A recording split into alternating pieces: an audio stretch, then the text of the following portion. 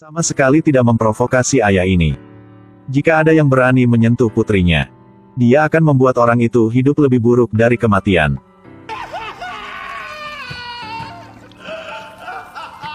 Ini adalah cairan korosif. Efek langsung pada saraf. Aku bisa bermain denganmu sepanjang malam. Apakah kamu akhirnya mau mengaku? Paul Kersey adalah seorang ahli bedah di sebuah rumah sakit di Chicago. Kemampuan penyembuhan Paul sangat agung.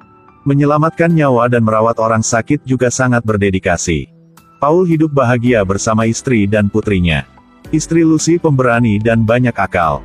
Putri cantik Jordan, pandai olahraga dan belajar. Namun, kejadian tak terduga terjadi. Mengganggu kehidupan Paul.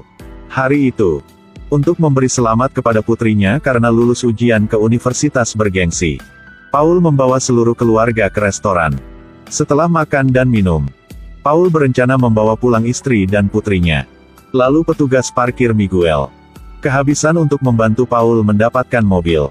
Paulus sangat murah hati. Tip Miguel uang. Miguel melihat sepertinya Paul sangat kaya. Jadi saat ambil mobil Paul, dia diam-diam mengambil foto alamat rumah Paul.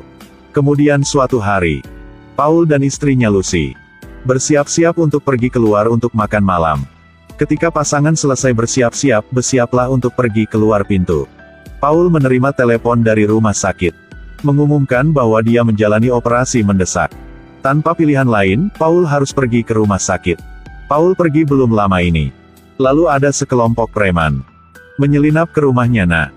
Istri Lucy memperhatikan bahwa jendela dibuka secara tidak normal. Kemudian melihat banyak jejak kaki berlumpur di lantai. Menyadari bahwa orang asing telah masuk ke rumah, Lucy panik dan berteriak kepada putrinya di lantai atas. Tapi sudah terlambat. Yordania dikuasai oleh bandit. Pemimpin bandit mengancam Lucy. Tujuan mereka adalah uang. Selama ibu dan anak patuh melakukan apa yang mereka katakan, mereka tidak akan menyakiti ibu dan anak perempuannya. Lucy harus setuju. Pemimpin bawa Lucy ke atas untuk mendapatkan uangnya. Namun, seorang anggota grup melihat Jordan cantik dan memiliki keinginan. Dia berniat untuk melanggar komitmennya sebelumnya. Jordan tidak menerima penghinaan. Buru-buru mengambil pisau, menggorok di wajah perampok. Dalam kepanikan, perampok melepas topengnya. Pada saat ini, pemimpin dan Lucy turun. Melihat anak diintimidasi, Lucy segera mengambil panci berisi air mendidih di atas meja, memercikkan air ke perampok. Tindakan Lucy ini membuat para bandit sangat marah. Paul mendengar bahwa sesuatu terjadi di rumahnya. Istrinya terluka parah oleh mereka, meskipun dia diberi pertolongan pertama, tapi tidak bisa mengatasinya. Hati Paul hancur, melihat istrinya untuk terakhir kalinya. Putri masih dalam keadaan darurat. Untungnya, nyawa putrinya terselamatkan, tapi jatuh ke dalam koma yang dalam. Paul membawa jenazah istrinya kembali ke kampung halamannya untuk dimakamkan.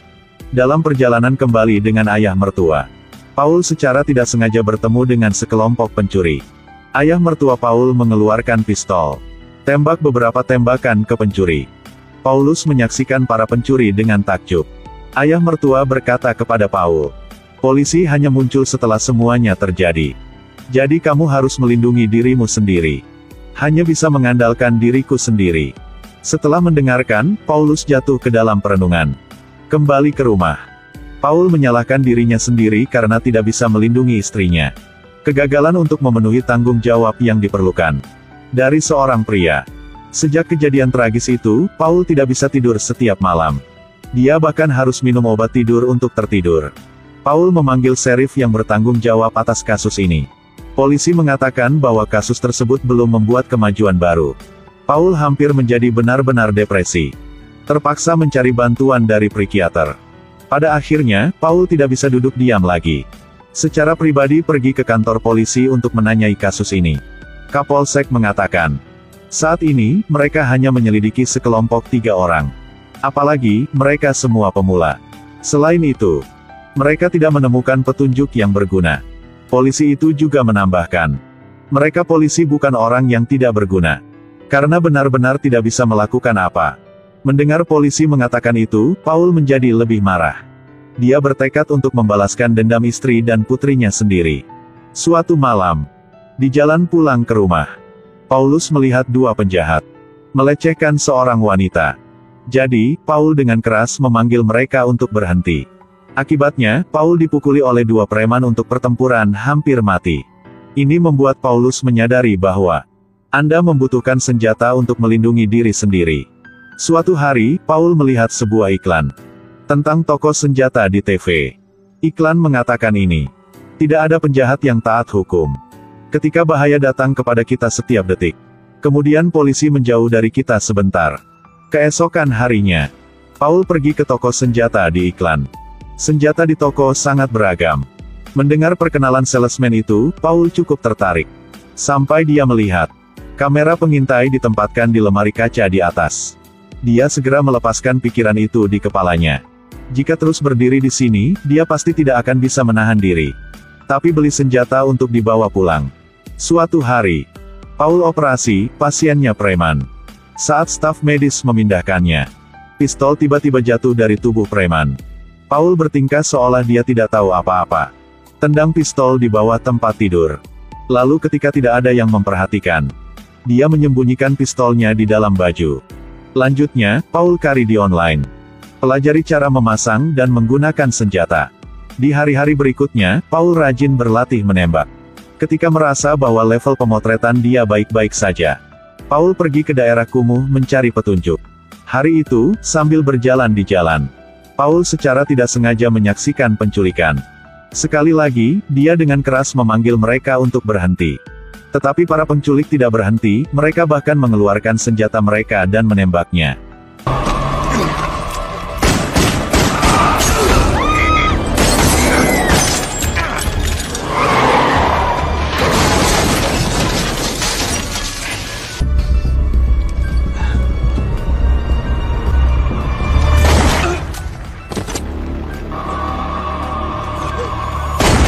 Namun, semuanya direkam oleh seorang gadis. Polisi dengan cepat tiba di tempat kejadian. Video hanya menangkap punggung Paul. Tak lama kemudian, video tersebut menjadi viral di internet. Komunitas online mengomentari kejadian ini. Korban selamat. Sangat berterima kasih atas tindakan murah hati Paul. Pendukung Paul menghormatinya sebagai pahlawan kota. Sementara itu, keberatan mengatakan bahwa harus memanggilnya Dewa Kematian Chicago. Kemudian besok, Paul menerima pasien, seorang anak terkena peluru. Bocah itu berkata, seorang pecandu narkoba menembak. Dia juga memaksa bocah itu untuk menjadi pengedar narkoba untuknya. Setelah mendengarkan, Paul segera pergi mencari pecandu. Lalu, dia dan kaki tangannya membuat komentar kasar tentang seorang wanita di jalan. Tapi di detik berikutnya, Dewa Kematian menyerang lagi. Tindakan ksatria. Media sedang hangat membahas tentang cara Paul melakukan benar atau salah. Paul menonton acara tentang dirinya di TV. Suasana hati menjadi sangat bahagia. Beberapa hari terakhir, Paul menerima kasus lain terkena peluru. Kebetulan pasien ini adalah Miguel, si tukang parkir. Paul melihatnya. Arlojinya yang hilang di tangan Miguel. Meskipun diselamatkan oleh dokter yang berdedikasi, tapi Miguel tidak selamat. Paul mencuri ponsel Miguel dari kantong baju. Memegang tangan Miguel untuk membuka kunci telepon. Paul menemukan petunjuknya di ponsel Miguel. Miguel membeli arloji dari toko di pasar gelap. Setelah itu, Paul sendirian ke toko itu.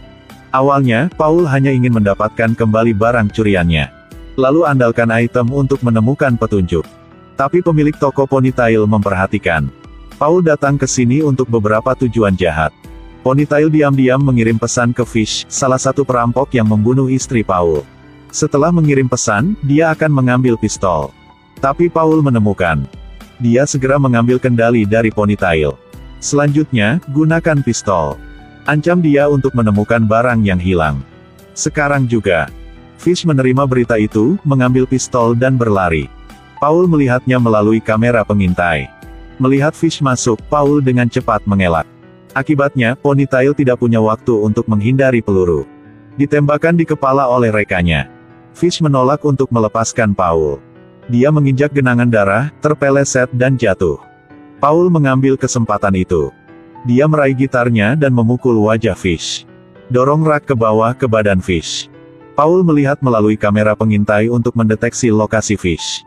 Ketika Fish tidak memperhatikan, tembak dia di kaki. Fish jatuh ke lantai. Paul menendang luka di kaki Fish. Memaksanya untuk menceritakan berita tentang rekan-rekannya. Fish tidak bisa tahan lagi.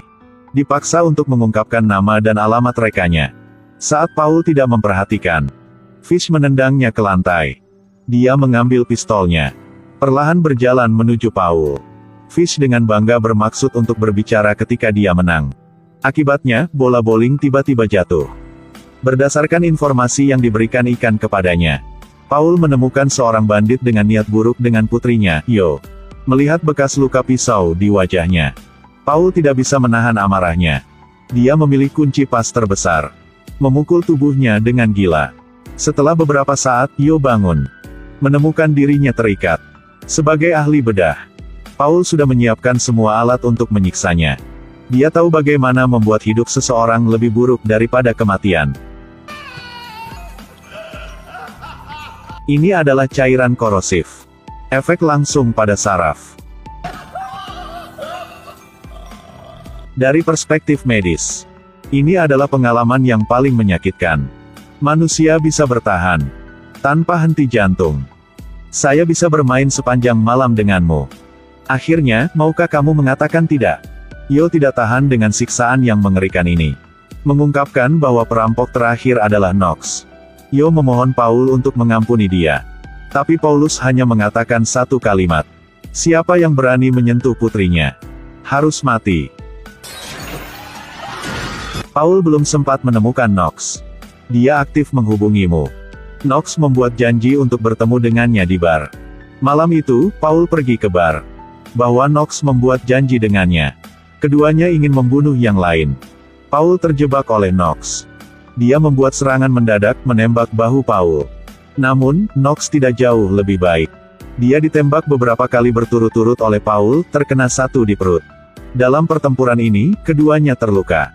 Lihat situasinya tidak baik. Paul dengan cepat meninggalkan tempat kejadian.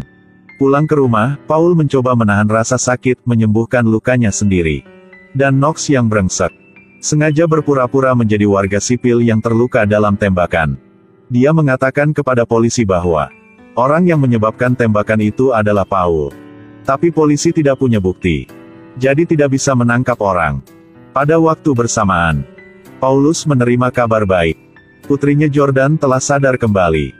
Paulus berkata kepada putrinya, ibunya meninggal. Ayah dan anak membenturkan kepala mereka bersama-sama, menangis dengan sedih. Seminggu kemudian, Jordan keluar dari rumah sakit. Paul bersiap untuk membawa pulang putrinya.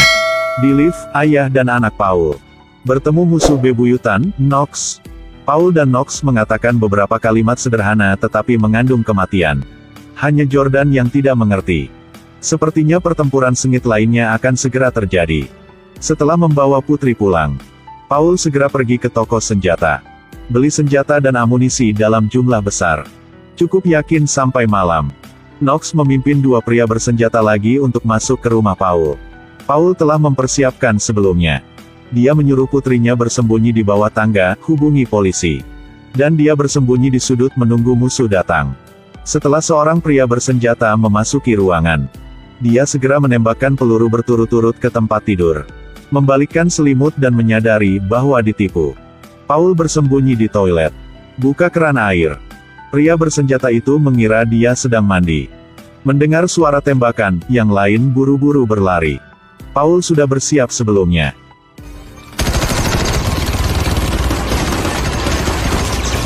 Akhirnya, Paul turun untuk mencari Knox. Turun ke ruang bawah tanah. Penyergapan Knox menunggu, serangan mendadak. Paul ditembak di bahu olehnya. Sepertinya para penjahat suka membual tentang kemenangan mereka. Sebelum menghabisi lawan, semua ingin mengungkapkan perasaannya, bukan? Cukup sedetik kemudian.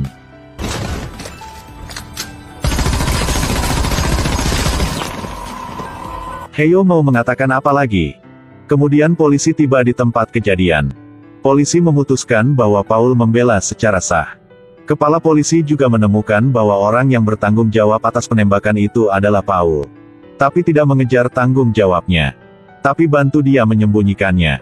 Sejak saat itu, Paul dan putrinya kembali ke kehidupan normal. Film ini ingin memberitahu kita Cari masalah sama siapa saja tapi bukan seorang ayahnya. Terutama ayah botak. Video hari ini sudah berakhir di sini.